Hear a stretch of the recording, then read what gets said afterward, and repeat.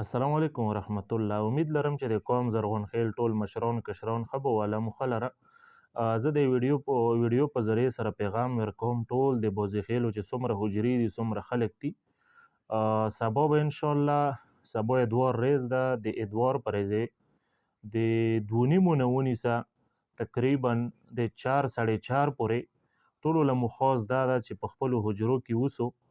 انشاءالله چې د قوم د مشران کشران چې کوم راوتي دي او د قوم اتفاق و اتحاد د جوړولو کوشش کوي، د قوم یو کولو کوشش کوي. هر څه تاسو مخکې لري سوشل میډیا به استعمالو نو مو تقریبا ټول ایریا را کور کړه دې طرف له تاسو طرف له اوس در تک دا نو د قوم ولا د خلک به درسي که تاسو د قوم له ټیم ورکړه د خلکو له مو ټیم ورکړه لغونه کې کېناستو ټولو به مننه وي.